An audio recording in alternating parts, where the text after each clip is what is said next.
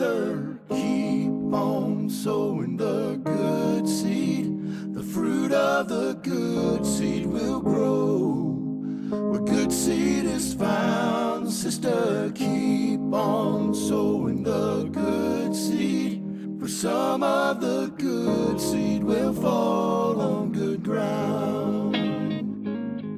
The incorruptible seed is the infallible word.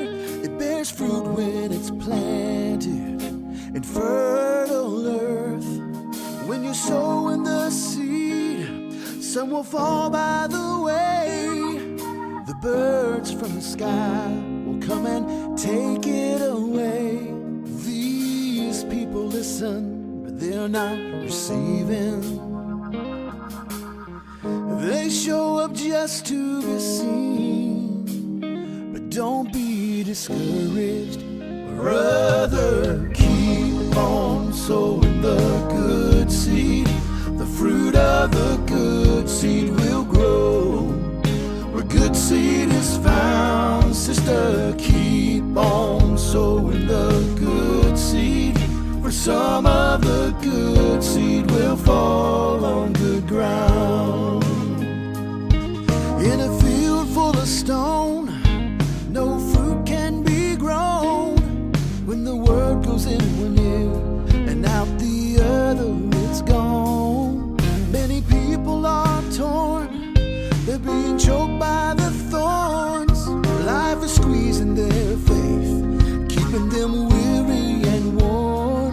They get the good seed, but choose not to believe. And you cannot make them change, but don't be discouraged. Brother, keep on sowing the good seed. The fruit of the good seed will grow. Where good seed is found, sister, keep on sowing the good seed. For some of the good seed will fall on good ground. Good ground is where the people are found, who will live by the word, who will lay their life down. But they're not left alone, because the thorns and the stones are still there, but they don't care. Brother, keep on sowing the good seed. The fruit of the good seed will grow. Where the good seed is found, sister, keep on sowing the good seed. For some of the good seed will fall on good ground. Brother, keep on sowing the good seed. The fruit of the good seed will grow. Where the good seed is found, sister, keep on sowing the good seed. For some of the good seed will fall on good ground. For some of the good seed will fall on good ground.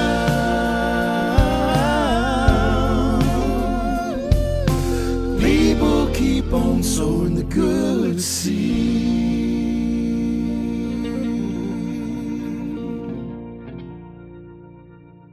Hallelujah. Talofa lava malo le soifua si tātou o tunuu fa talofa atu i swafa manu malo Yesu Keriso.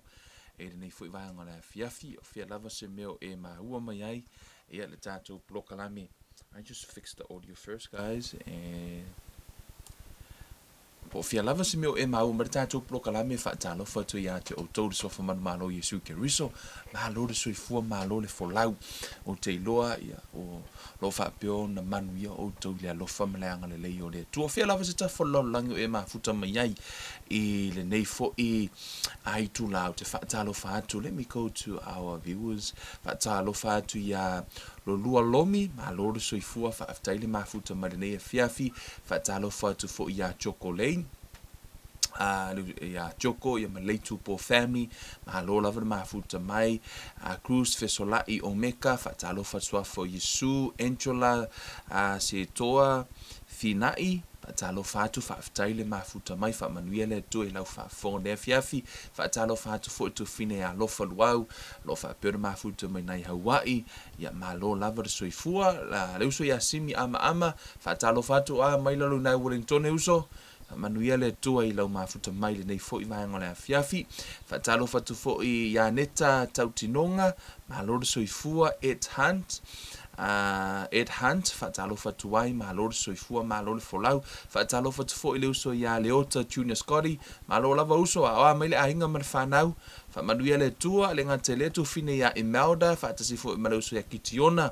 faatalofa atu suafa manumalo Iesu Keriso Matthew Vilo Faleiva faatalofa atu malo le soifua John Ama malo lava le mafuta mai uso faatalofa atu foʻi ia Margaret ma le mafuta mai foʻi Amerika ia faatalofa atu foʻi le uso ia Miskopa fiagai magaluega nei vaega le afiafi Iosefo Vili malo lava le mafuta mai faamanuia le atua ia te oe uso malo le mafuta mai Waina Welese malo faamanuia le atua faatalofa atu e le gata i lea Puleava Pomele faatalofa atu faapea foʻi Ruta Emelina faatalofa atu suafa manu malo Iesu Keriso Ima Papaliʻi malo lava le soifua fe me le mafuta mai taʻua Ima faatalofa atu ai Suvania Toʻo Filia Tanumasa fe me le mafuta mai taʻua Suvania faatalofa atu foʻi ia Ato Enmua Peseti faatalofa atu ia Opera Tagaloa ono saʻi Lion Moana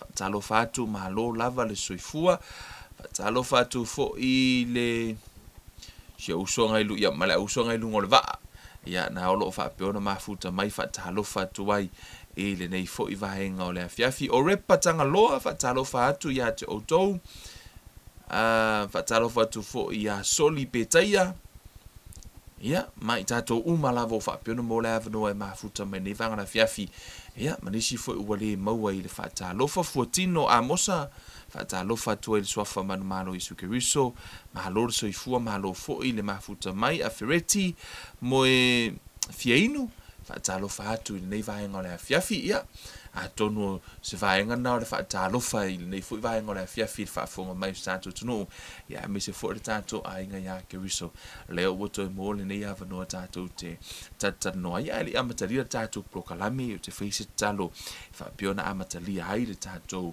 tatatanoaga nei afiafi le tuana matou tamā faafetai lou alofa ma lou vaega lelei faafetai lou taʻitaʻiga mai lou matou soifua ma lou matou ola seʻia oo mai lenei afiafi tamā ia valaau atu i lou agaga fesoasoani mai siitia atu foʻi i lauafio le matou talitanoaga ma le matou aʻoaʻoga nei afiafi tamā taʻitaʻi mai oe aʻoaʻo mai oe aʻoaʻi mai oe faatonu mai oe i mea tonu uma matou te sa vavali ai e maisi e lauafioga lenei afiafi o le a se upu mo lau fanau ia fesoasoani mai lauafio faafoʻi le viiga iā te oe tamā lenei afiafi talo le malolega suafa o Iesu Keriso ua ole ma valaau atu ai nei amene ma amene haleluia o te iloa sa faapea ona faagasoloina le tatou polokalame ma tatou tatatanoa foʻi le tatou aʻoaʻoga ma tatou taua i foʻi le sefuluaʻi ma taulaga ia ma le faatinoina foʻi sefuluaʻi ma taulaga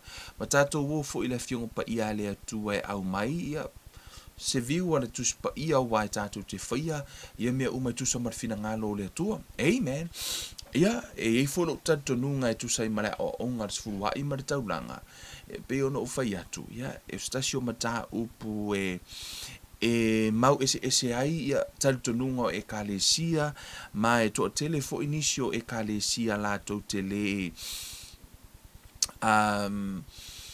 latou tele faia sefuluaʻi ia ona i foʻi o latou mafuaaga ia ma latou foʻi ia aʻoaʻoga ia o tele o fai atu la faapea e ua foʻi e faasagatau se aʻoaʻoga se ekalesia po se talitonuga ae ala no ua aʻoaʻoina le tusi paia e ai nisi e mafua no latou le faia le tusi le foʻi i le sefuluaʻi ia ona latou tele manaʻo e fai ona taumafai ala Iesu e maini afioga paia le atua e mafuaina o latou le faia e ai foʻi nisi ia wa makua I kalanga mai a foi upar kuspa ia ma isi wa message mai foi whapea mai Kevin o ai e whakau e sifuru ai o isa la elun kalango ai po wa kauma whai fo ia o e su e mea se au wala ina ia au ane I whaere sifuru ai.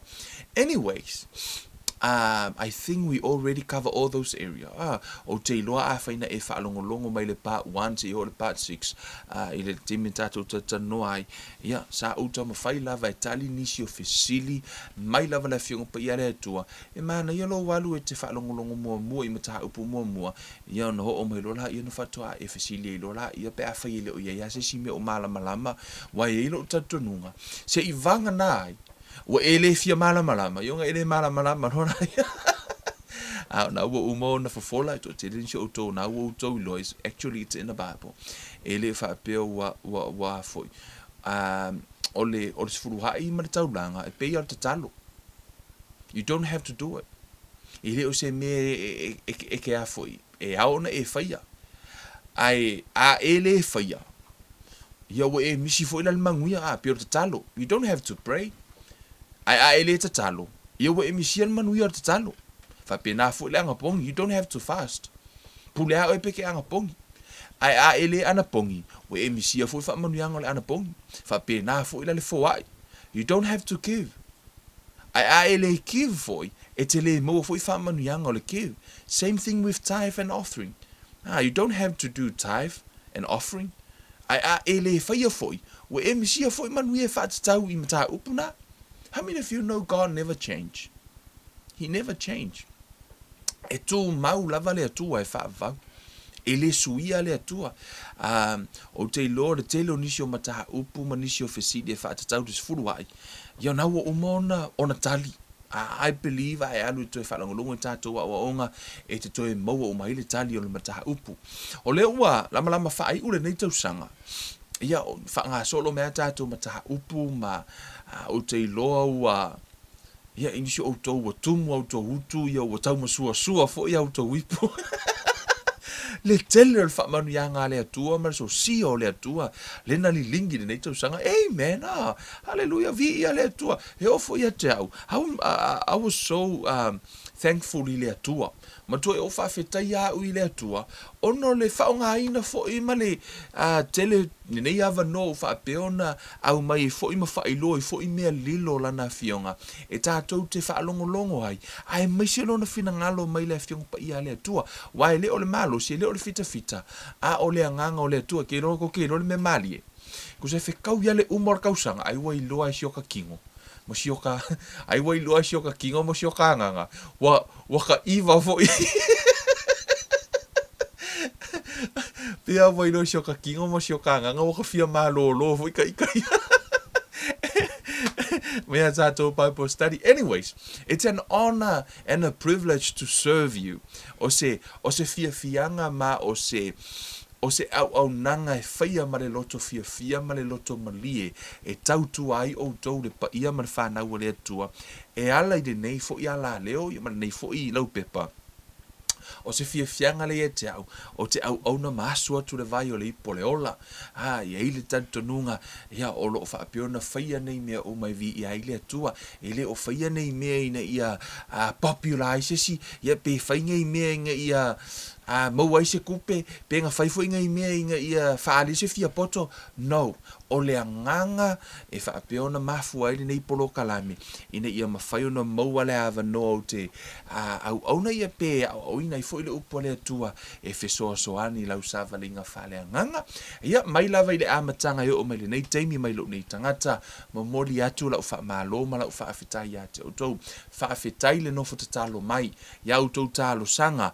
lo maua I hau le malosi maua I fo I hau le poto ma le ata mai le fionga pa ia le atua ono au tau talo sanga le moli tuai la uanganga whaafetai ate o tau whaafetai fo I ate lato o ena whaapeona fesosoani mai o loo fesosoani mai foi ma ua lato manatu o se ele ia le au nanga nei e whaapeona lulu ia ilo lato tamao a inga ili situlanga tau tupe whaafetai whaamanuia le atua ia te o tau o loo atua e wha atoa ia te o tau mea umatou te matiti vai o le anganga o le o ino le sfuruai ma le taulanga e le ina ia outou foai i le ngaruenga nei no pe ono fai atu mua na mafua na o ina ono se vaenga ia o vaenga uma lava o onga mai lava i tonu mai le amatanga io e na tatu tala no mai ai mata upul fa tu and all those topic even money ma financial ma prosperity tithe and offering it's all part of scriptures.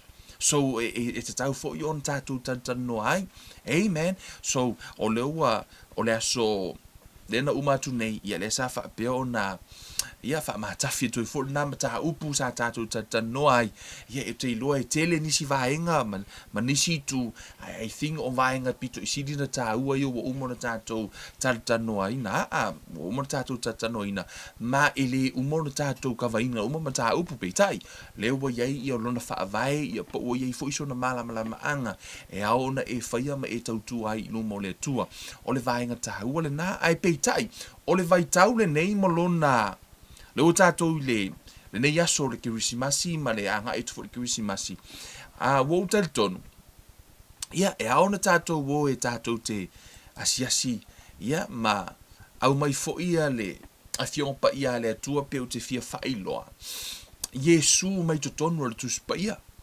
amen mai lava le tusia kenese se ia o le tusia whaalinga le la tātou go through o ma tus pa ia nei amen o te lo se le la tātou o e va ai to tonu le tus pa ia po o fea ona tala tu spa ia mal feta la inga Yesu fo mai o tusio tu la fono ma au perfetta masalamo na tu sia e fa tau ya te ia na saula e fa tau no me na tu sia about him so e o fo itu tu sing or thing fo e o nga tu tonu mai ya Yesu o le moli mau e fa tau ya Yesu o le to atele nisi i le tu spa ia ua latou mecha ina le maina o le tuspa ia. Excuse me. Ua latou mecha le maina. Ae maina le mecha o le tuspa ia. Le winga o lau tala. O mata upu fo ie e le o avea ia i se wha mamafa le tuspa ia. Aua makua i avea ia le wha mamafa al ko kele. Se ia o yanga fi ngau I mo meo o onga ma mea o fi ngau I mata upu ele o ave ia I se fa ma mafare tu spa ia. So they matured the mind of the Bible. Ai wa tuu ia le mea o lo o mecha ia le tu spa ia po o le o ngā to tonu o le tu spa ia. Wa tuu e tangata wale o toe tala no ai a ua mecha mai le mind o le tu spa ia. O le mea lale nā, e ao ona toe au mai le tātou mataha upu. A tonu o le tausanga fau, right? Se, mata young wadi. Auni e tu, le la so o tua tātou mataha upu tausanga fau. Le lau tango e vatupo, le ale mea la tātou o iai. O le ua umatu nisho tātou mataha upu. O le tausanga fau. O le atau mawhai tātou te oloa, la tātou woi le loloto tu spa ia. Hey man, wa le wa ulo, wa makanga, wa umare pio miok len kako ai. Wa umare pio miok len kako ai, ia tatano wile tu e soswani mai. But I really want to walk you through the Bible. Ona o le wingo lau tala walk you through the Bible. Mai lava I le whenga inga tuwai se ia ho o le tusia whaaringa.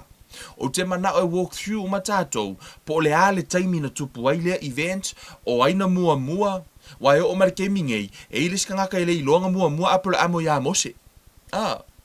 E ilis ka ngaka ele ilonga mua mua, e mo meo taimi na tupu ai event, ilona order, po lona whaatula ngana, na whaatulanga mai ai, po le ale tusi na mua mua, i o tusi a kenese, tātou vai ina kenese, po o ha event ma mena tupu ai, o le ale taimi o le au perfetta, o le ale taimi o le au so it's a really interesting o le te le ia, o te loe au ia, o le taimi no tātou oi I, o le awhai ngō fie fo ia te oi, o na e malama lama I le, e te taimi te tango I wa o tātou mata upu, o le Bible study.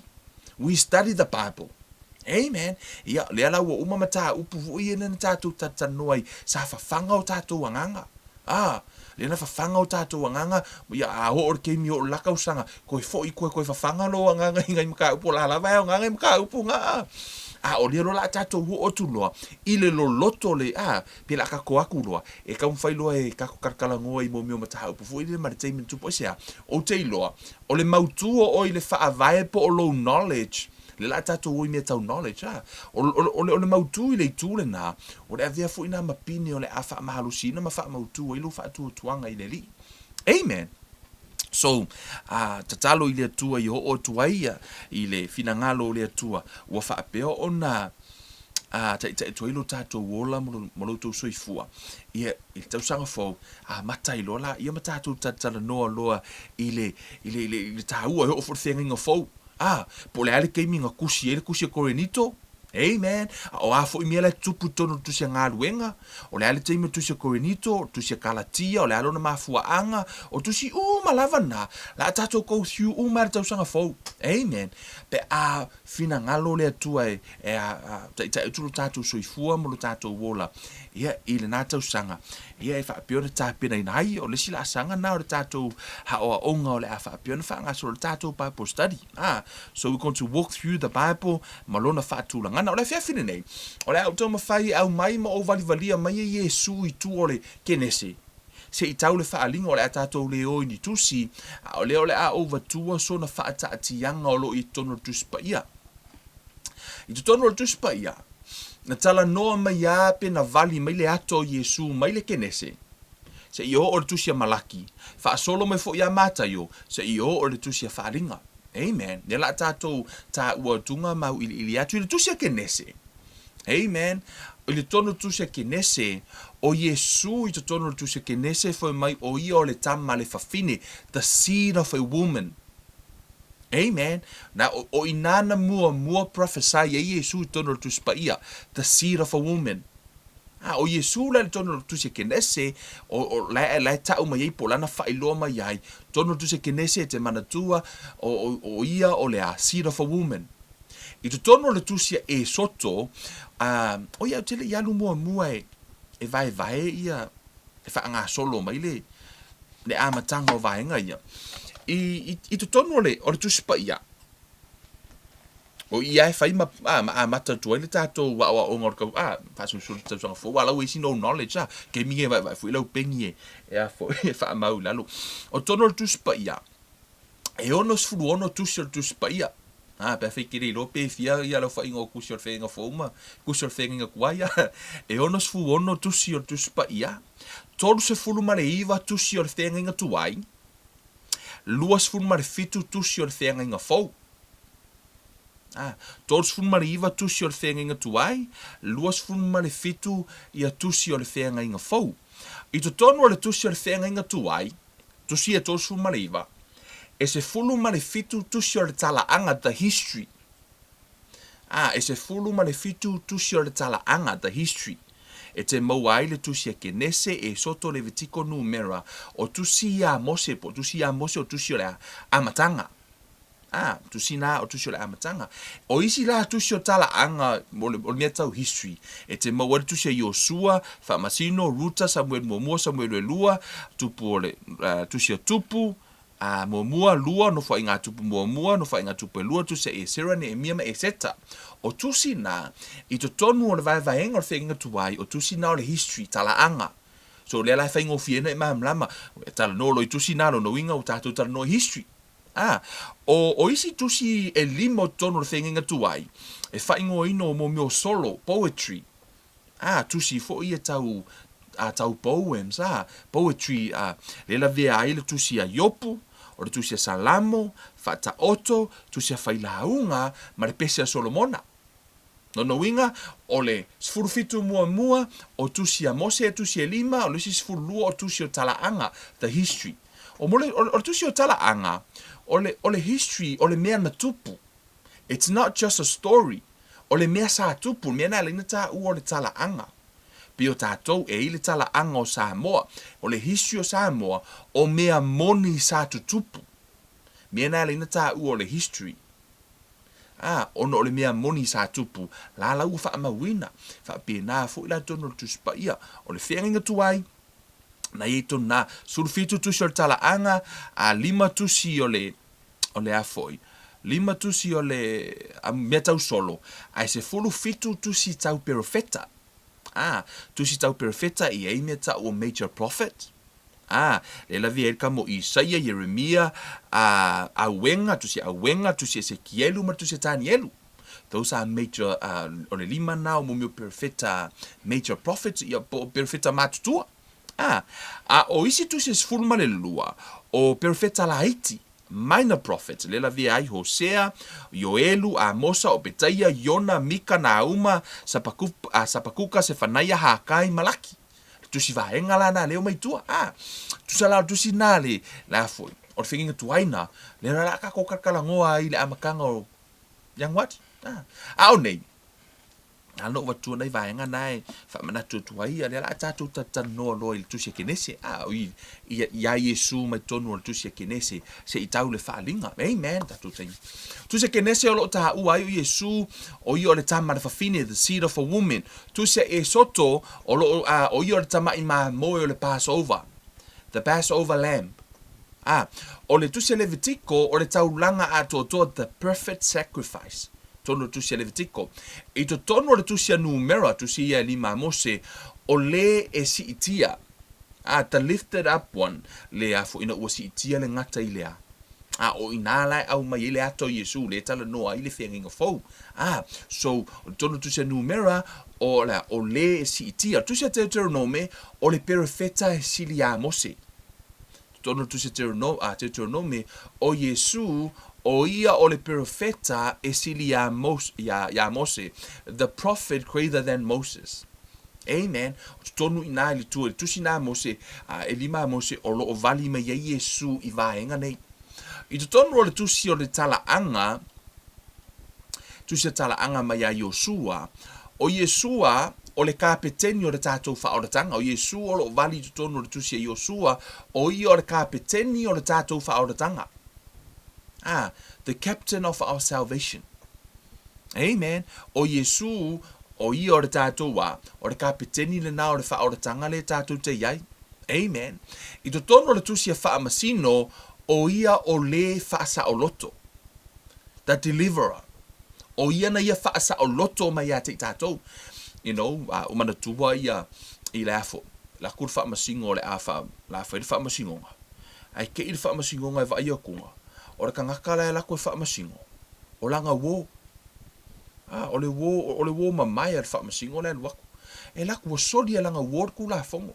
O le mea lau tupu. O le la kango o le whaamasingo. E ave langa wo e ave loka. Ongo kuso le la a whailanga whaamasingo. O le mea lana whai e le whaamasino. Alu ese ma le whaamasino. Wa sau ina ua umoro na tiute whaamasino. Sau lo o io le wo. Sau lo to tongi le tau lena.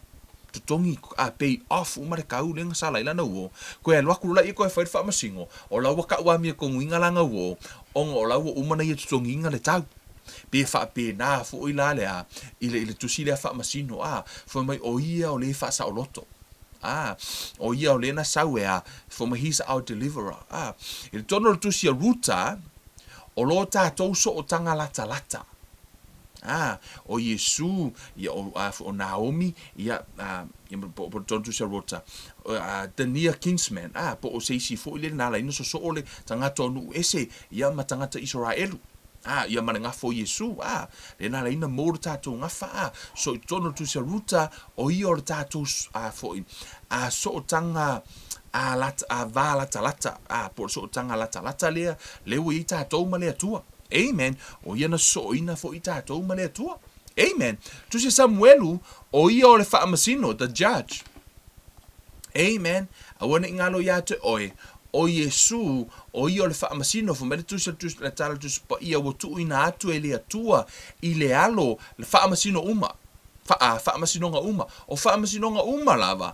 The right throne judgment, le tuar tu se whaalinga, ma le judgment seat of Christ, le tala no ai paulo, lua whaamasino I tono tu spa ia. Awana ingalo ia te oi, o whaamasino uma lava le na, e whaia uma Yesu.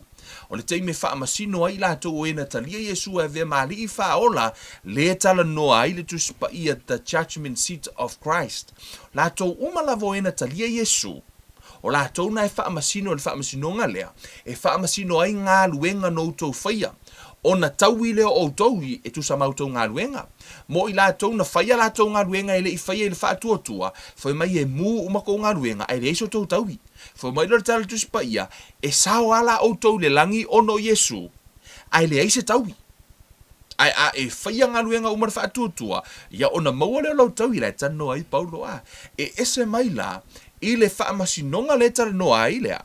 The judgment seat the white throne judgment leitua o Yesu fo e faia ai fa mata tu spa ia e tono tu Samuelu o ia o fa amasino o le atua o ia o fa amasino na lai vali mele ata Yesu o ia o fa amasino I tono tu se tupu male no fo inga tupu awana ngalo ya te oi ele ngato o ia o fa amasino he is also a king o ia o le tupu o Yesu o ia o le tupu sa tupu le langi he's the king of heaven o ia o le tupu na saufu I lalo nei lalo langi saufu I ola o ia o le tupu le la tatu o tuai tusi e Sarah o le tusi upu wha mahoni the righteous scribe o le tusi a Nehemia o ia na ia whaafo isia mai a tātou o tātou wanganga the restorer of our soul tono tusi a Nehemia o ia na toea restore ina o tātou wanganga the restorer of our soul I tono tusi a Eseta o ia o le tātou puluvanga, the advocates. O ia o le tātou puluvanga po le tu I le vā. Right? Tonu tu se e seta, o leo te vatua ia vahenga umai, tonu mai tonu ia mai tua lava le whaalinga. Se I tātou le tu se kenesi o le whaalinga, o lo au mai ai ia afoi. Ia le ato Yesu I tua, o na whetalainga Yesu na tūsia me ia, o tūsia na tūsia whatau ia te ia. I tusi la na ye sfun mar fitu tu la fo o la fo o tala anga ye no le no tala no tu nei o tusi es o mo metau poetic poetry tusi metau solo le la via tusi yopu salamo fata oto mo fai la unga fata sima pese solo mona o tusi yop o yo le tato a soi fuato nyola amen o yo soi fuato nyola I tono tusi salamo o le pese fo the new song right tonu e kanga fa mau ka konotia e o ka usanga le ka ko kalango le si ka ko maka pu e mala mala mai wingo me kalango kwai amen hallelujah I tono tu se fata oto o ia o le poto ale atua o le poto ale atua o le tusi a faila unga o le sini o le olanga o ia o le sini o le olanga the goal of life o le tusi o le pese a Solomona, o le mana mea o tātou wanganga, the lover of our soul. Tono tusi a Solomona. O tusi a perfetta, o tusi e whaatatau I perfetta, Yesu I tusi a tusinga la perfetta. I tono tusi a Isaia, o ia o le au na mafatia, the suffering servants. O le au na mafatia. I tono tusi a Jeremia, o ia o le la Ami o tonu mai a vita, the righteous branch of David. I tono tusi Jeremia. O le tusi a wenga o le perfetta e tangi a we. Amen. O le perfetta tangi a we. I tono le tusi Ezekielu o le mamalu o le atua, the glory of God. Amen. Tono le tusi Ezekielu. I tono le tusi Danielu o ia o le maata avale. Ma le tangata lona wha I le o ngā umu asa. Wana tua fo te mine na ave ile afo. Tangata I tutonu afo ila uvanga wiko o kolu ave sungu. Le fu na ima tangata na toa wha. That's Jesus. I just to sing. O ile vali ma ia ile ato Yesu. Ma ila me tua whengi tuai. Tu sila Danielu o io le maata avale. Ma le tangata lona wha I le o ngā umu asa. Ile tu sila perfeta la iti. The minor prophet. Le amata mai a Hosea. I tusi a Hosea, o ia o le tane loto whaamangalo. Amen. O le toa tele I o tane. I le whaamangaloa me sea la tuta I to lua. O tono tusi a Hosea, nai whailoa mai ai, o ia o le tane loto whaamangalo, nai vali mai ai, le toa I ngā tane ia Yesu. O le ekalesia. Wa fiangi me sea le ekalesia whai, lai whaamangalo Yesu. Le fuina maliu Yesu mo le ekalesia. Amen. Le na maliu Yesu mo le ekalesia. O le tusi a Yoelu. O ia o le foa I le anganga pa ia. tusi e yoelu na te faitau ai le na fai ele polomisi le tua o ia o le fo a ile nganga pa ia po ole the giver of the Holy Spirit ele tusi a mosa o ia o le tufunga o le malo o le atua the pillar of the kingdom of God po o ia lea o le tufunga lea na ia fausia le malo o le atua tono le tusi a mosa o le tusi o petaia o le faola the savior amen i tono le tusi e Iona o le ulua ito e tu mai na ye uoti. Le ata na e vali mai ai, tu se Iona, o le ulua ito e tu mai na ye uoti. O le tusia Mika, o le alii o au ngā tūpulanga, the ruler of all ages. O le alii o au ngā tūpulanga. I tolo le tusia nā uma, o te lor tusia nā uma, nā lave le i whaikau e le si. La whako ailoa nge, le skangaka e mea ka o le kusia nā uma, o le tau i masui. The Avenger. Awana i ngalo ia te oe, aua te tau i masui, for mai le atua, o ia, for mai a, vengeance is mine, o le atua, o ia o le tau i masui. E le tau ia lai oe, ai avere wha masinonga i le atua, e tau i e le atua. Aua ortusi rana au, mana te ilo ai, le ai, o ia o le tau i masui. Tu se sapa kuka, o ia o le atua o le tātou wha o le tanga. Amen. O ia o le atua o le tātou whaoratanga. I to tono le tusia se whanaia, o ia o le o ngā totonu, the one in the midst. Tusia se whanaia. O le tusia hākai, o le na ia toi whaafo isia mai le mālo, the restorer of the kingdom. Le sa whaapeona le iloa le kingdom ia atamu ma eva. Le na ave ai pena fo wa ia e atamu ma eva le kingdom le na sauliti Apollo fa ya eva ma ya Yesu. All this kingdom has been delivered unto me. For me na avatu ya te ia pena tu ina atu malo umane ya te ia. I to tonu la o le tusia ai fo hakai o ile le foi. Le tusia se fanaia. Na o lo tala no mai ai o le foi. Atu si hakai, o lena toi whaafo isi ai le malo po o ia o lea, o lena ia toi restore ina le malo, amen. Tu si sakalia, o le perenise i le nofo ali. Tu si sakalia, o le perenise i le nofo ali. I le tu si malaki, o le amiotonu, ma le malo longa, i ona apa au. O le amiotonu, ma le malo longa, i ona apa au. Le maua ume tātou, o i o le amiotonu, ma le malolonga i ona apa au.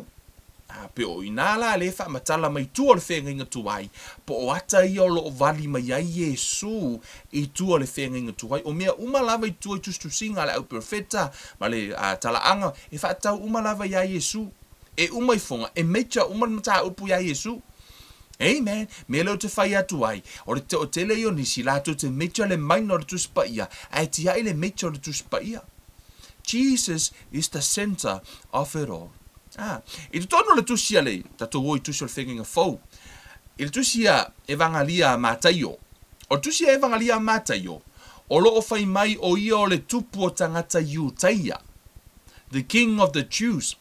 I te tono le tusia mātaio. Na te wa aie a mata mai le ngafa. Whamatala mai le ngafa o Yesu na a mata whaasolo mai ai le ngafa o Yesu. Se ia ho o mai lava ia Yesu sau. O lai tau mawhai au mailo na ngafa i le tu Iutaia o ia o le tupu o tangata Iutaia. Na whanau mai lea le laino tā vita. Le sau wai le tupu lea. O lea lai mori mau i mātaio. Awane ngalo ya te auto e ese taimina tusi e mātaio ma reko ma luka ma Ioane. E le ifa pea ma sangi ma kaio ma le ese vai tauna ese umalato moli mau na moli mau lava mātaio ia ilana su enga ma mea na no na iloa ia fa pena ma reko fa pena luka fa pena fo ia Ioane. O mātaio la o ia ole o mātaio o ia ole Iutaia. O la fo ila na tu sia le record le Yesu e fata tau. Ya po la fo langa audience o tangata Iutaia. Ya la tu sia ia ma mai le ngafo le Yesu o ia o le tu po tangata Iutaia. Le la ka ko celebrating o le tu sia ma record. O la mo le mau ma record o ia o le au auna the servant.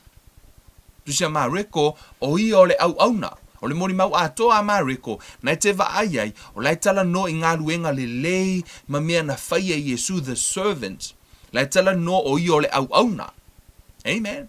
I to tono le tusia Luka, o lai tala no Luka o i o le atali o le tangata, the son of man. Tau mana tua foi o Yesu e tu susinga Luka o nai whailoa mai ai o Yesu o ia o le atali o le tangata ele o se atali o se angelu. O ia o le atali o le tangata. The son of man. Moni mau le na Luka.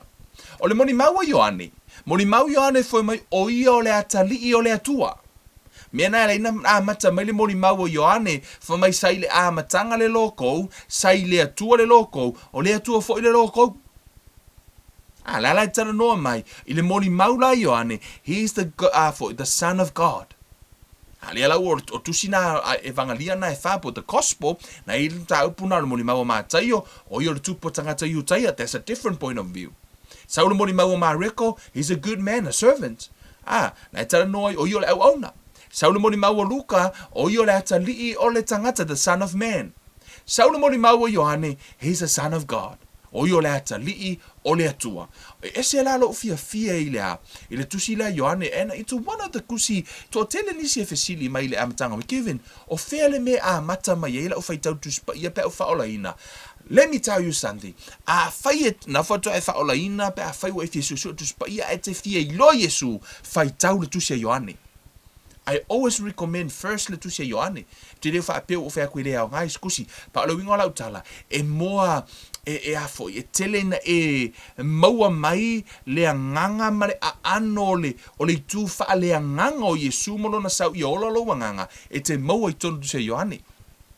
Amen. Fa mai lo tal just pa yo le Ioane tolu fa pia lava na lo fa mai o le tu lo langi o ya o mai na lo pele to tasi ina ile fano se tasi fa tu ya te ia maua le ola e fa va o te fia te le tu si le Ioane mo ila to e fia sa ili e fa tsau ya Yesu ai te le ya lu tu sia i si foi tu si tu pa ia ma te yo Mareko Luka Ioane i si tu si lunga ma na yo lo walu i tu si mo Ioane e a mata i lo fai tau e pule lava oi pa ta no to fu vaenga na i to tonu o tusia so o ai tusia nga luenga lu tatu ia o tusia nga luenga a one ngalo ya toto o mata yo Mareko Luka Ioane o le gospel ya e tu ele i e ta ua ia i tusia ai tu sa mo i lava o le au mai le whamatala ino Yesu i le tino fo i le peo le whamatala mai le la o tu se whaatita inga e peo le tino le te vai mai ai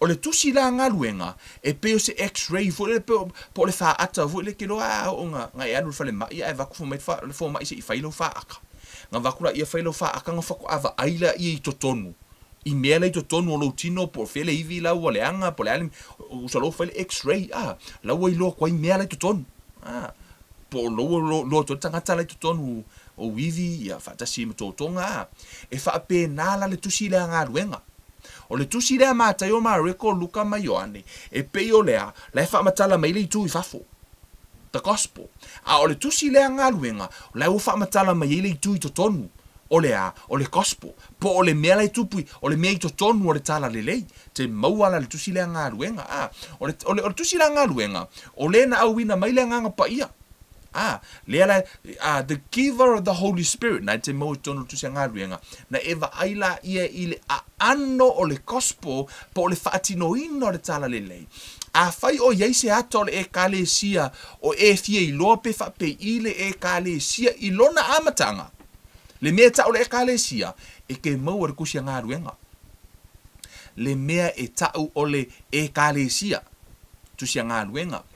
O isi tusia Paulo, po o tusia Paulo ia le afoi. O Paulo, o ia lea o le afoi. O le apostolo nu ese. Amen. Ko ke loa Paulo nga avel karusanga Paulo i ko ingole ekalesia si famkala kurkala le ya Paulo. Nga avel karusanga a Paulo i ko ingole ekalesia i montuala to ina temi le tonu le o la ye ko inga ye pe kelu ko kelo ga i le temi tu por ekalesia. Na avel ale tarusanga a Paulo ina ua maua e Paulo le whaalinga ma tua fo i Paulo lena toi fo i tonu o a fo e alu toi o ina na ia lena alu toi mafuta ma Peteru ma la vahenga ia na ave la le tusi a Paulo i toi ino le kalesia e mana o e alu e tā lai le tā la le mana o e alu wha misionga ai ko keiro le mea malie e le ikalia inga e ko ingo le kalesia ia o lea la iai a tausanga la sau o ka le fai kau aku le kalia ko inga le i a te au o le kali o le tusi na maua mai tonu o tusinga la e peru o la iai le tali to ina na ave i sko inga o Paulo le la fa mau wina fo ilele but it's really interesting for you to know le ka mo fanga fo o Paulo o markala le ya ka ko mo no vala wina tato ta no ai te mi pa ai o nga utala na avelan talu sang ai le tali ina to ina ai ta fi na lava Paulo mo o lava na avel fa tananga sa wan o le tusi le a Roma o tato yai fo mai o i o le fa mama ya tato wang sala na tala no ai tala no lo ile meta fa mai no lang sala te mo ya Roma o ingale ke vai e peko ye singa wang sala ko koe uma fufulu uma Yesu mo ya Roma o le tusi a Korinito, o ia o lena foa ia mea alofa. He's the giver of gift.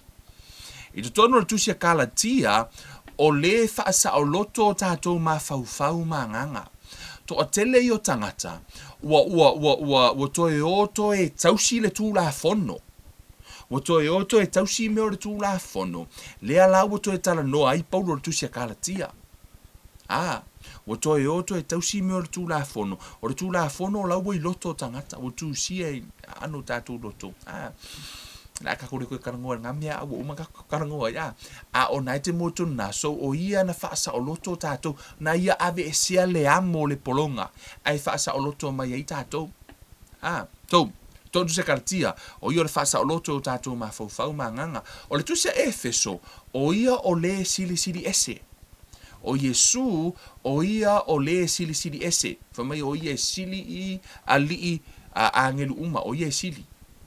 Amen. Tu se Filipi o lo o ia o lo tātou. Ori. He's our joy. Amen. Tu se Kolose o le ulu ia o mea uma. He's the head of everything. O ia o le ulu o mea uma. O le tusia te Salonia o le wha moe i o tangata uma i so o se lanu mangangana. O ia o le wha moe nga, o le mea lana e taha ua le teimi nei. Ina ua wha le la o te wha manatu. O le wha nau mai lea, o le wha manatu ina lea. O le wha nau mai, o le wha moe nga ola i tangata uma, the hope of all mankind.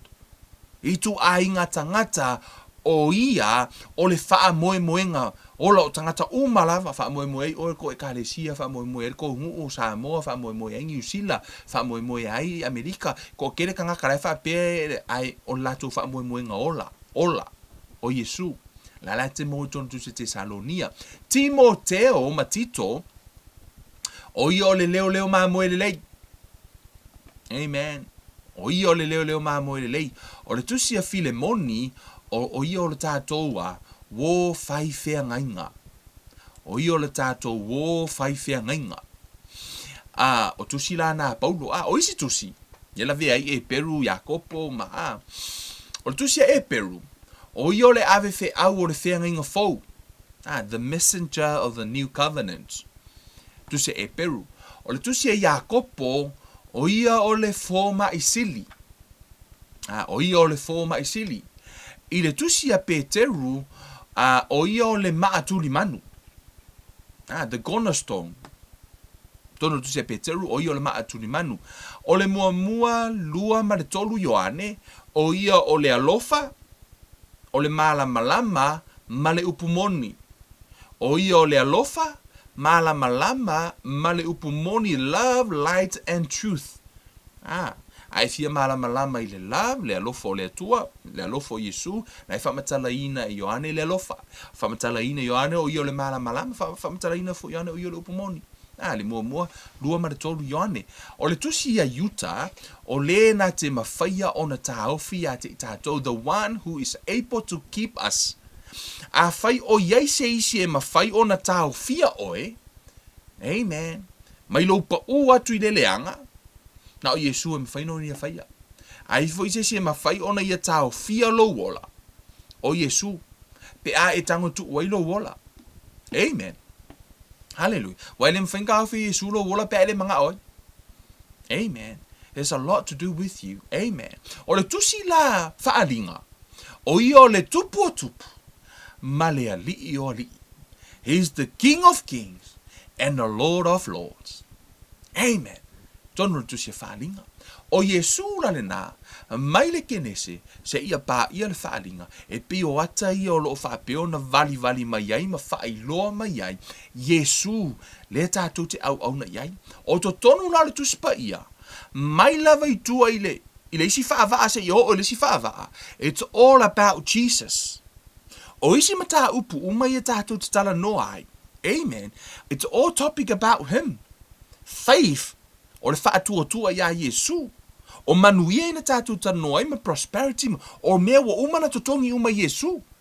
O le tātou te tala noa ina I o tātou a maua le manuia ma mea umana whai uma le tangata e to atasi. One man, Jesus. He's the Son of Man, also Son of God. Thank God for Jesus. Amen. A whai e eise isi e tatau I ai le vi inga. A whai e eise isi e tatau I ai le whaafetai. A whai e eise isi e tatau I ai lo wola. This man, Jesus, he's the hero. Amen. Ina uwa aia tunga ile te mirenga saungi Joseph Bakala afusum Anthony Joshua. Ha ulo ki fia o ke alu ke maka I mo meo interview. Only when they build up the fight interview wa kuka malo o for Joseph Baka. So the kalangoa mo for Joseph Baka I'm going to knock you out. For lele wa kalangoa for lele. Because of the timina, ele faya inga Joseph Baka. Ara kimi foi nga, ele faya inga ka le oi foi. Anthony Joshua. Lela wo mai foi lele. They are both champ.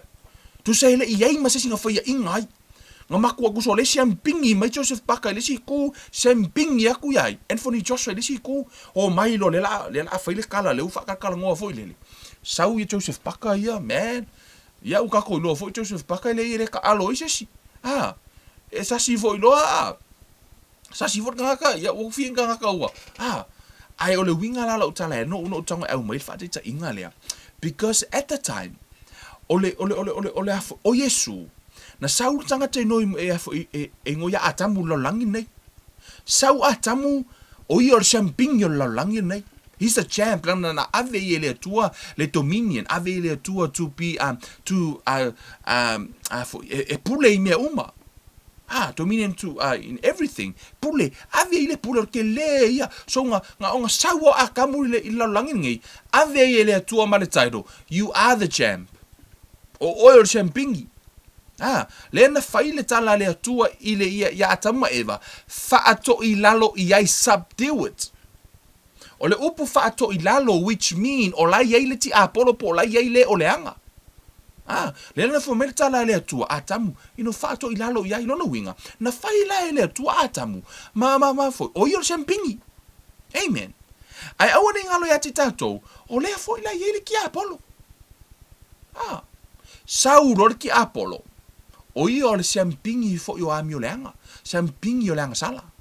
Laku lo ma le akamu. Ma eva, o mai lo lau vahenga ia. Fetau hilo. Lan mena tupu. Fako I lalo ki Apollo satan. Ina ua faato I fako I lalo ki Apollo satan. Ma ngai fu nga kala. Fako I lalo ki Apollo satan. Fako I lalo ngai. Faato I lalo ai fo. E fo el ti Apollo atamu ma eva. Ona, o nga ave lo la I o le fusi o le sempingi ki Apollo. He's the champ. Sempingi lo ki Apollo la langi ngai. Fai mai le tala tuspa ia. Fai mai le tala Yesu. He is the prince of this world. Fai mai o ia o le perenisio le la langi. Ua fao ele ti Apollo. Pe ua faya ina le tangata. Ma ua ave ele ki Apollo le fusi o le la langi. A or ki a kako uma. Wa kako ngofo polonga lo. Kako au nga uma au ku lor ki Apollo yo le master o yo le sifi.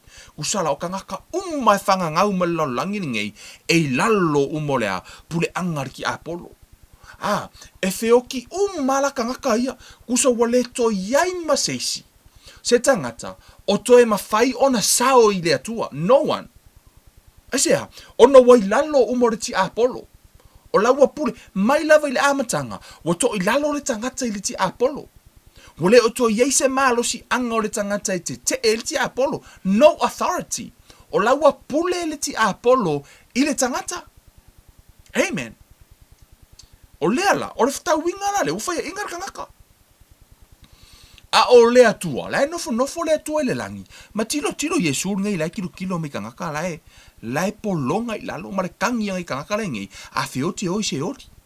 Asea, ona wale to e sao seisi i le atua, ma le tala tuspa ia a wanga sala tangata uma, ma ua le o ai le mamalu o le atua. Because we all fall short. Wa tātou le o ai le mamalu o le atua. Wale mawhaina tātou to e sao le manui o le atua, ma tātou to e o le ola e whaavavau. Ona o lea, leo waka ko i lalo umore ti Apollo. O leo se mpingi le ki Apollo. Lea lo la wasu e se whaafta winga le se mpingi lea. Hai? Lea lana rao, le kako e fo i kor kako kala ya i fo. Na i uanga ko e sau ya i fo. Lea tua. O i o lea tua le langi. Aina, na sau e liu tangata. E avea matangata ina ia mawhai on avea ma Son of Man. The Son of Man e paulea ole itu a inga e mawhai ona ia whaato ilaloina le ti Apollo. Awana ingalo ia te outou, o le tangata i le amatanga i le teimina whai ai e le atua, makua i maka ukia o le whainga o e le atua. Maka ukia, e maua aku le whainga i le atua o oe nei lo angelo langi, whamailang o oe o le tumutumunga o ana fofoanga, o a tamu ma eva, o ia na whaima le atua, numera tasi le fofoanga le atua. Number 1, whaima tumutumunga. E malosi atu la le pule na ave le atua i le tangata, na ilo o se angelu. O inalo na ilo ai, e le mawhai e angelu, ono o mai, i le taua lea. Aisea, leango le taua o tangata feola i le lalolangi. Amen. Le loa lana, le na polo misia e le atua i le amatanga, e whanau me le tama le fafine. Na iloa lo e le atua o Yesu wana whaia le tala na. Wa o i o le atua. Na iloa lo a Yesu o laua pa ule tangata ata muamua, whai mailo ma Yesu, aku Yesu wa o i o le atua, whai mailoa, e whanau me le tama le fafine, e tu ima momo i lo ulu. Nga kango Yesu ko e ka umariki Apollo. Lela adwaku kamarfingi. A lewa ilo Yesu. Wa le vanga ilo Yesu. Fumatala tu pa ia tu se faalinga. Fa mai o io le ma moe na fasia. Aile I faia laulangi. He was slain before the foundation. La au if you ka koma fa fika. Fa fe na fasia aile I faia laulangi. I don't know. A lai fai mer tu pa ia. Pa on me tatu te faia. Tatu tali tonu ai langa lai fai mer tu pa ia. He was the lamb that was slain before the foundation. Amen. Tele yo mel tu spa ele make sense you tatu mafofau. All we have to do is just believe. Why? That's faith. Ona na fai mai tu spa ia. Nei loa la Yesu le unga mai le amatanga. Nei loa Yesu e pa u atamu ma eva. Nei loa Yesu e sau e maliu. Nei loa le leia Yesu. Ia la ki kilo mai kia. Oh, really? Yes. If you see the mengi, how's that work? I'm telling you, I don't know. O te lei loa, all I know, nei loa Yesu. Whamai, ala nga whai ele kua, ala airo ele kua la pa urka ngaka whai. Yes, pa ona lau tala, nei loa ele tua. Let me give you something. Whai ma whaatai ta inga. Tu te loa le tala ya yopu. Yopu ile te minena tofo ina yopu, a whai to te whai tauri tu se yopu. Nei, nana sa a mata mai lava ino watu a ngelu, a watu e mariti Apollo, right? A foi. O inana e tusi mai ele tusi yopu te leilo po ene tusi ele tusi yopu. I don't know. O nei tutono tusi pa ia. Ai fa maritala tusi pa ia. O mea umana e fa matala mai mea na tutupu. Na alu ti Apollo fai ile atua ia. Alu la e fai. O mea umalava na. Sa tutupu la ile o langa o ai fo yopu. Lena te o tila na whanau. E o ilon tamau a inga. O mea umase i o ai mai o tino. Na tutupu umaratino yopu. Okay. E iai wo e to tolu a yopu. Right? O ana wo ia. I le taimi le, o tangata popoto, these are the wise man back in the days, tangata popoto, tangata e afoi, i le la asanga le ye yopu. O yopu o yo le miliongia back then. Ai fai tau e tele o loa ma o tangata maumea. A o isi fo ila na wo ia. O tangata maumea ma tangata popoto. O yopu o tangata poto foi. Na tala no atu pa ia. Right? Ai ino o atu tangata ia totonu. O atu tau mawhai e reason, pe o atu tau mawhai e whaamatala ia yopu, le mafua anga wala ina tutupu mea la ia te ia. They try to prove o le fina ngalo le la o le atua. That's pretty much what they're saying. No ai tau mawhai e whai a yopu, o le fina ngalo o le atua na wala ina ona e whapena. Yeah. Pe o le mele ala ino o le agree i le to atele o nisi e whai mai. O le fina ngalo le atua mai o le tino. I don't know le reason ala ina ma mai tangata o le angai le o a o se atua. Ai le ma whai ona o whai atu. Ona o le fina ngalo le na o le atua. Because o le reason lea. Ona, ina ua sau le atua ia yopu. Na matua i to a sa maita le atua i tangata i e to atolu. Le no atu tau ma whai e reason le mafua anga o mena tupu ia yopu. No atu tau mawhai e afoi, e whaamatala ia iopu le mafuaanga, ma le winga, one whaapenaro tātou nātura. E tutupu lo mea, tātou o mai lofo e mai ia, o le fina ngalo na o le atua. O le o tātou o, ave le mafuaanga tātou te le o iloa. O le mea nana matua i to asa ia le atua ia, i wo ia iopu. Le ngo aku fai mai o ia, o le afoi. O le mea le ma me, tau matu e vatu mafuaanga. You don't have to know everything. O le mea lai maali ai, le tusi ana yopu. Ina ua saule atua. Saule atua fai a yopu, yopu sururo ia e kuilunga. Sko ingo yopu voi le ku yopu luma o le atua. Fai mai le tala le atua ia yopu. Yopu. A tonu o le fesili le mafau o yopu. A kongo la lave fesili yopu. Pe ai se awa kupuenga i mea anga ia, ai se awa o mai ai. O lo finga ngalo ele tua. I say, why? That's the biggest question. Lena, o le fesili lena, le sa feta ya ima wo ya ayopu. O le tau mawhai e tali le fesili why? I say ana ma ia yopu, I say ana feo te ila na whanau, I say ana avia ia na manu, o le question why? Ai ese le interesting o le atua ina ua sau le atua ia iopu fai iopu o iopu surlo ia kuilunga iopu afa mai le atua o feanga ai ukere i fai alfa avalangi where were you feana et iopu e ke iloa le me e ngo fori pongisa e te iloa no foanga le pongisa e ke iloa le taimea pe fa fea ona ta ofi e le ao vai fesili ia le atua le fai iopu o le ko fesili ko ale ko ia yopu nga e faia la o mea ma foi mea le sami ma me te tele mai e kele le sami nga e faia le maka uki o mena kal ngoi le tua mata u le tua tena so na ta u tonu le tua lo na fainga ma fa matala mai ia yopu la fesili mai le tua ia yopu i mo ta animo te tele mai o e mala le fainga ka animo ma le mea ma fa ka animo e ma yopu kele iloa. Si, ele i sau le atua tali ai iopu, le reason na mafu ai. Ai na sau le atua fai ai iopu, o e iloa le melea, fumari tala iopu, o te le iloa. I don't know. Ele o le tātou savalinga, it's not the walk of knowing everything. It's the walk of faith. Fight the good fight of faith. Lea na fai ai iopu. He stand, fight the good fight of faith. Ele i tau mawhai ina ia loa mea uma. O le tele lau taimi. Pe eini se mamai, ai te iwo, pe o le mafuanga, e le vai aso le no o whai atu i tātou te whai le tatalo. I don't know why we go to this direction, but man tufu le aso le tātou tatalo, imo watua le sua fo se tasi o afo o maafine. Umana tātou tatalo. Few minutes later, au vai utunga wa maliu. Ia fa mai se le atua i le anganga o le ainga ma fa mafana le atua. Ia lofa le atua i le ia fa mafana lo na anganga ia tautou.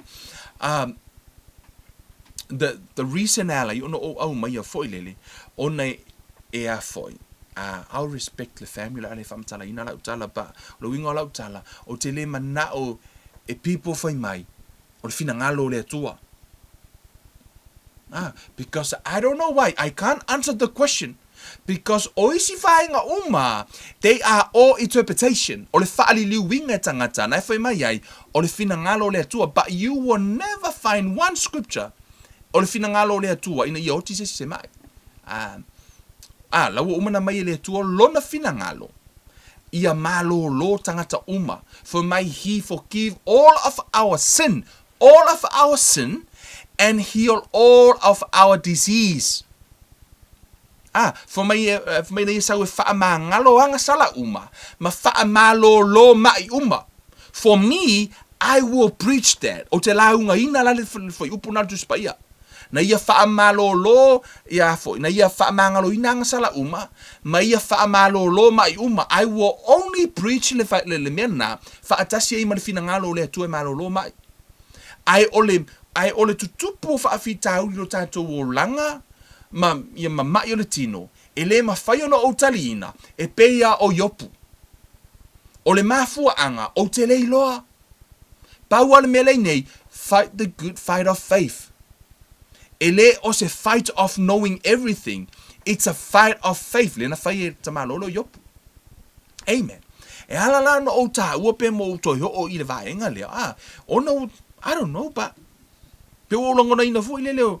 o se tasio vaenga fo ile e ao ona au mai o te le launga ina ni reason no o te le fia launga ina ni mafua anga po oni experience amen oni experience o te loe le tu sa malo utal to nunga ile fionga le tua o te le preachinga a o experience o te loe o nga tu sa malo fionga le tua o la in line tu pa ia I preach the word amen guys yes so o te le reason ina me uma na we lon me lenta to fo itu tala ya fo ya yo o le ala o sa si le kia polo o yo semping fa kala ngo lo maka upu ya fa kala ngo maka upu nga Joseph Paka mai fo ma Anthony Joshua they both jammed on my fatas amen e interview aku Joseph Paka I for kala Joseph Paka I'm really hungry fumi oa matua ia o mana o lava ina ia o malo le fusu anga lea ai sea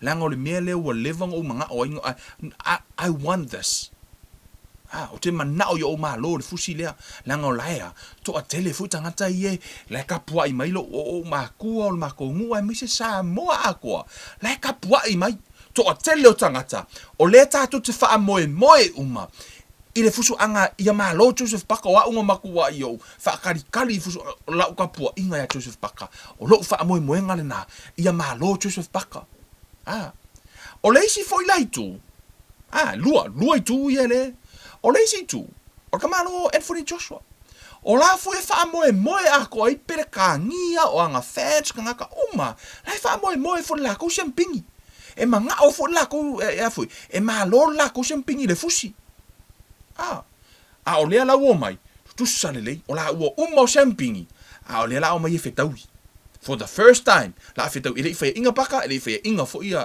Anthony Joshua o le they both hungry to telo ile amatanga la vorkenese na ilone le e Yesu na ona fa ina a tamu ma eva ile amatanga fai mai lo mar champingi le la ua watu e whanau mere tā marwhawhine. Na tu e tau me i Yesu me, e tu i momomo i lo ulu. O le la a sau le atua. E sau e liu tino tangata. Le la a wha ngau le langi le siampingi o siampingi. O i o siampingi o langi. No one, ele isa sina mawhaya, mar tu au tau o Yesu lenga, len kongia, mar ki Apollo i lalu malangi. O le whai unga Yesu lenga, wa o ia o le atua. Lena velonga me sa kangi lalo. Nga siampingi lalu ngalangi le mwhaya ki Apollo. Famatala tu pa ia o lona malosi wale mafai e angelu na tutu. Leisi angelu mfenga kuma ke e le tua. Lona winga e o ya sa kangi o yo le angelu ele mfenga ku ya Yesu pa Yesu le mai lalo.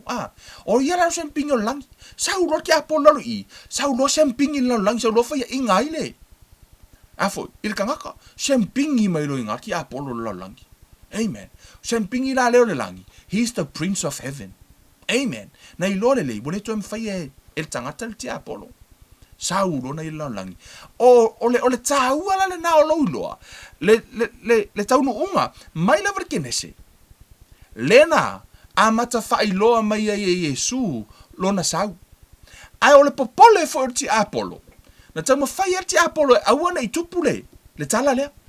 Na i loa le ti Apollo, ngaonga le mawhai a Yesu le langi. A lea fo ko e whai le kala le atua, o lea fo i la asau na kama fingi, i loa le el ki Apollo, o le kama le arfa fingi le la asau, o lea fo i o le asau i whako i lano ngai. E ngake le mawhai a fo i langa lau fetara i le atua. O le ale mea na tātou maua, whamari tala le tusi pa i tusi a kenese.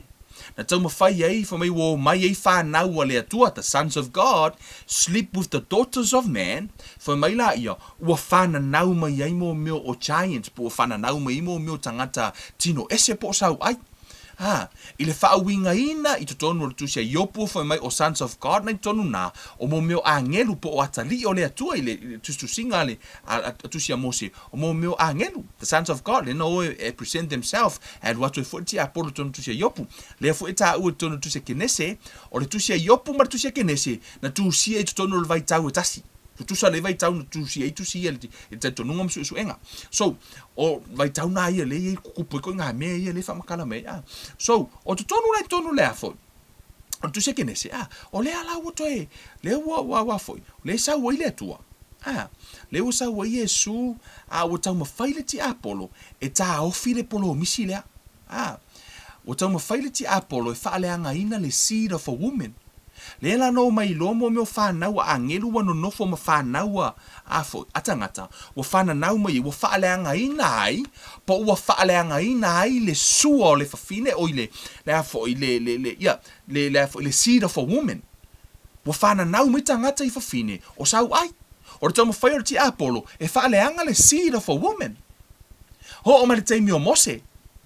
Lena ave fo i lena vai tunga lai su era ki Apollo pe o vai kaule le la ka hu o le mele fasioti mai ata miti na fanau mai tama tane destroy uma fanau tane uma fasioti uma ka uma fai la vai kili lea e fasioti le seed of a woman ho mai fo vai tau Yesu le nei ka uma fai al ki Apollo e su le seed of a woman e fasioti le na o ni fasioki umai tasi ana le lua tau sanga fasioti umana ta mitina o ka ma fai fasioti le pepele ai sea ono sem pingo le langi le o sau le la langi le la sau e olo tangata e sau e fai masui tu langa ya te o e mau e fe tau i marki Apollo right sau lo la ina o tau nu mai Yesu la langi na sau wola i lalo o le tu la fono o Yesu la na tausi mai Yesu le tu la fono. Ma ia whaamalie ina le fina ngalo le atua le tama. Ai? Tu so o le fina ngalo lava o le atua le tama. Na saua Yesu tausi le lei. E whai masui tu lang. Na whaato i lalo la e Yesu ia le ti Apollo i le vaenga lea. Wa toftofonga. Ina ua mai tua le teimi la awhai efta winga to lua lea. Tumtumunga o mea. Nei loa lea Yesu. O tangata le lalo langi. All mankind. O lae wha moe ia te ia. Peifu o Joseph Paka. Lae wha moe i kako sa moa. Keiming ka po inga. Fusu anga stato le uso lea ia po le tama whanau. Kako wha moe Paka. Ka puai tatu asia. Because o le tatu wa wha moe nga leo le kako sempinge lau langi ma ave o tatu ingoa. Wha pēnā fo Yesu. Na i loa fo Yesu o le ko akele ia. Ai le i whāngau mai Kevin Lalulangi. Ai le i whānau mai oele te mafuta mai. Na i loa mai Yesu. Na i alu o. Tu se alu Yesu. E whai le whengainga ma alu Yesu na sau Lalulangi mola. Na ola Yesu malona i loa. O lai ai oe i to tonu ia te ia.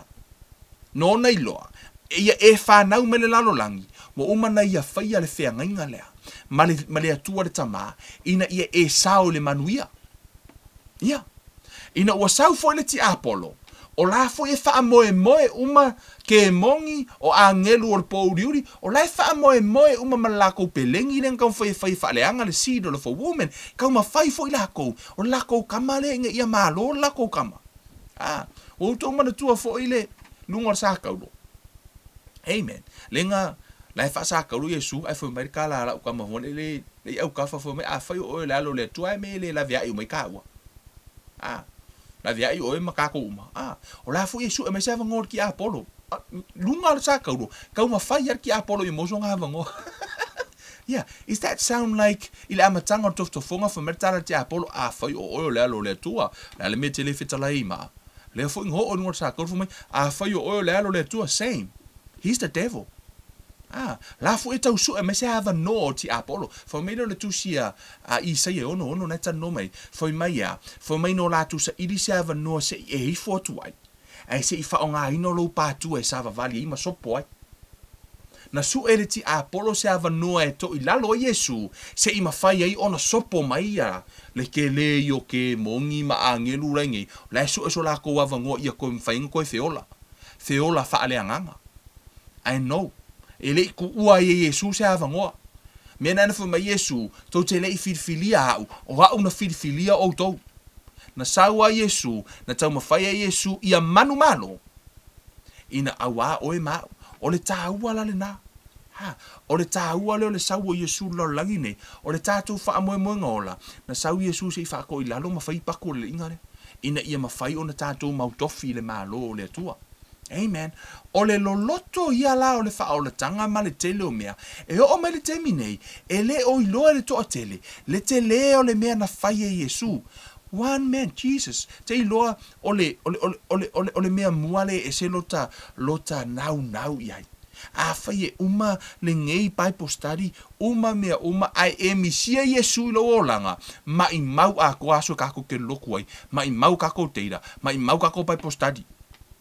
Yes, it always pe a fai e tele maua Yesu I tonu o la unga, tele o maua Yesu le fe au ia watu. A fai te misia Yesu, that's the biggest mistake you ever fo I make I le lau langi le nei, o lo le talia ino Yesu. Yes. Ona ua na o Yesu lava. Lena la ina maua le ava no o le tangata. To o tele nisi o lai wha apeo la lato wa miotonu, o lato tausia o tu la fono, o lato fai o le mea lea, lato te sao I le malo o le atua. No. Aua ne I whaalea o ngā ina le whaola tanga na whaia Yesu mo oi. Ai aua fo ine I whaase se ina oe le ti Apollo e te whaia le mele e le o sau ami o tonu. Pei o mefi po seta lena utala no I le asu sa. O le ami o tonu po o le whengainga na whaia I o nā tana matavita. Lena I la whaia I le whengainga o to tonu o le whengainga le na mafua ina manuia mefi po seta le atali o nā tana. Ina ua o ta vita no na toe vala au ta vita su e mai tangata le asia o le manuia lea ono le whengainga na la whaia mo i tana wha pe nā fo I la Yesu o le manuia le tātou te manuia ai e le o se mea e le o sou malosi na whai ai po o sou ko anga I le loku po o lou ko anga ke su e kuspaia po o lou fia ke whaalongolongo pa postadi no e le o se mea no tātou whaia. Na mafua no tātou manuia mo tātou sao le malo le atua. E le ono ni mea no tātou whaia mo ni tātou ngaluenga. Ai ono le whengainga na whaia Yesu ma le atua. Na ia whaia le lengo I tātou ma le atua. Na whaia metale tu spa ia. He reconcile us. Mai wa ia toi whaale leia I tātou ma ia.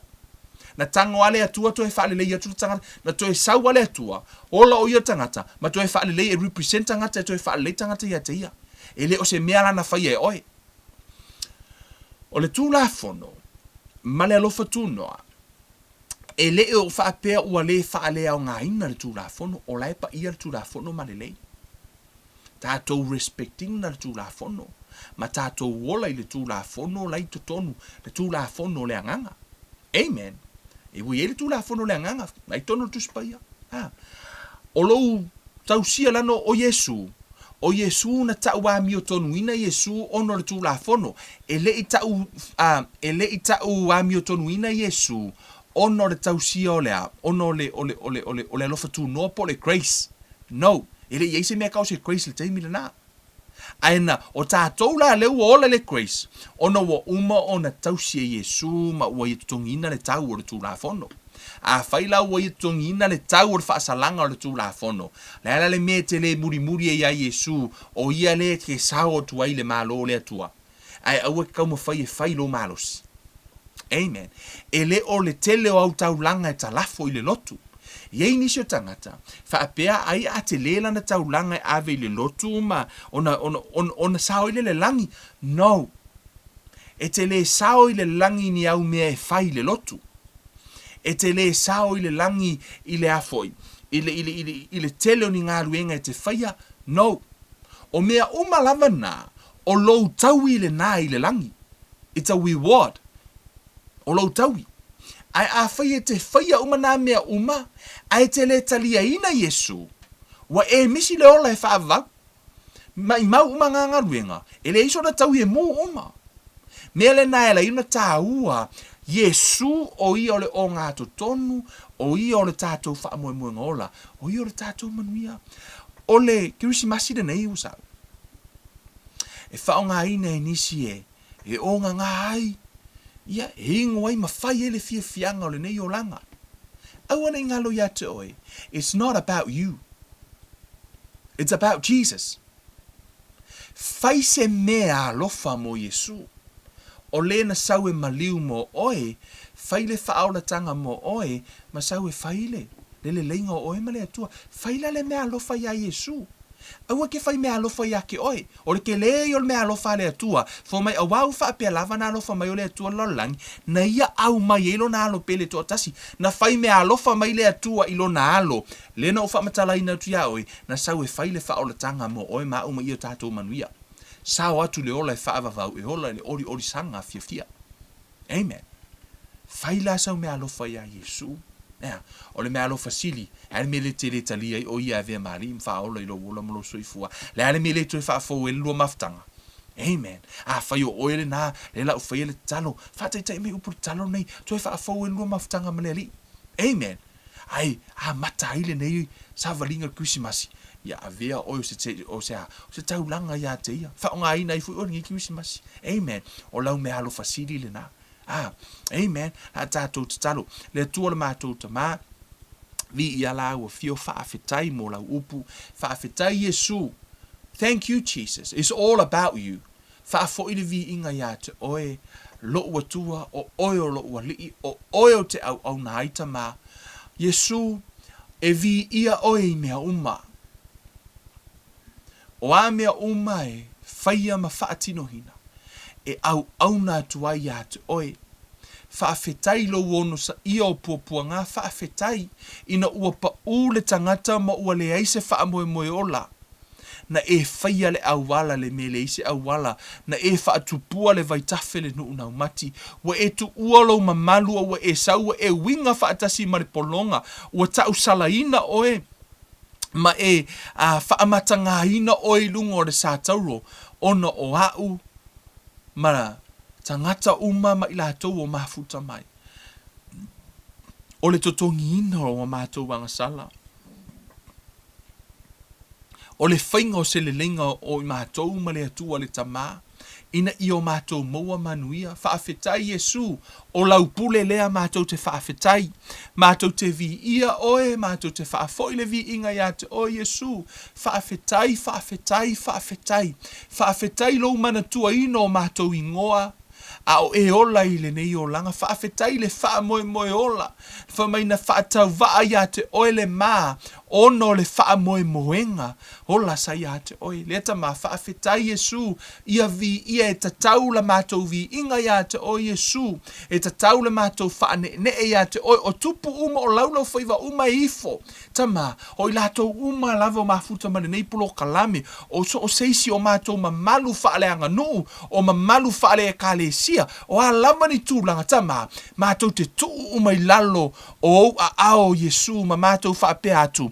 o oe o le tupu o tupu, o oe o le tupu o mātou ola, e vi ia oe, ia foi le vi inga ia te oe, whaavavau le vi inga tama, whaafouina le mātou maftanga i o luma tama, whaamamama, whaamangalo mailo nei tangata, o mātou uma o mafuta tama, mātou te le tonu i o luma, mātou tangata ngasala, whaafouina le mātou savali, whaafouina le mātou maftanga ma oe tama, i le nei tūlata ma Yesu. Mātou te pi mau atu ia te oe, a vele nei ke risi masi ua o mai. Mātou te vala au atu ai, a vea oe, ma taulolo mātou wola whaaleanganga. Mātou te whaia oe, ma whaamanatunga yo mātou wola i le aso ma le aso. Mātou te manatua le aso, ma le vaitau fo i wa whaamanatuina, mua mātou whaamanatuina, na e tu vai i le nei o langa, e ui lava e le o le aso tonu lea. Tama, ai wa aveo se taimi mātou te fia whaatasi ai. Ona na e whanau le nei o langa, ina ia i le nei larolangi, ina ia whaia le whaolatanga mo i mātou tama, whaafoi le vi inga ia te o Yesu, mātou te whaafoi atu lau vi inga, i mea uma mātou te whaia, tu mau atu ia te o le vi inga nei, ma se ia ho i le whaavavau lava. Amene ma amene. Hallelujah. Hallelujah. Ia, vi ia Yesu i mea uma, tali tonu lau tangata, o le vai taule nei, e inisi e lātou te le, tali tonu le vai taule nei, e inisi e whai mai ia, Yesu e lei whamangaku inga Yesu so ngā so whangau, ia e lei whakaua inga Yesu. You know, Christmas is not important. Amen. But your faith in Christ is important. O se taimi te whaataua ina hai, ia le whanau mo o Yesu lo lang, o le wha moe ngā ola. E pe o se taimi le wha manatu ai, o le tele la i o tala anga o le kirisi masi le alu i kua. A alu i kua, o ngawhi ngau i leo kangaka, ai makua i misi a, e simpo a le mea. O le simpo a, tango e whaataua le pepe fo, o te, e leo koe pepe Yesu. Ai tango e whaataua Yesu i lo loto, e leo Santa Claus. No. E le tāua Santa Claus. O le mea na whaia tangata distract ai lea. O le fo inga luer ki apolo awangi ko e vese focus o ngisi a Yesu. Whaataua Yesu. Au ke whaataua ina i Santa Claus. Wai le isau mea mo mea Santa Claus, wai le whai, e le i whai mea alofa Santa Claus ia. O le fairy tale o fo le nga whai mo kamaiki. O le ngia o alunga o Santa Claus, ai ngalo a Yesu. Amen. Whaamanuia Yesu i lau sa valinga. Ia avea le nei vai tau o tātou iai. Avea o se whaamanuianga ia te oi. Ia avea fo se teime te au auna ia Yesu. Whaafo i le vi inga ia i le atua i mea uma o tātou whaia. O Kevin Uluiva le nei. Alofa tele mo oi, tātou toi whiloha i se teime o lumanai i le alofa maleanga lei o le atua. Ai mo le teime nei, whaasoifua ia.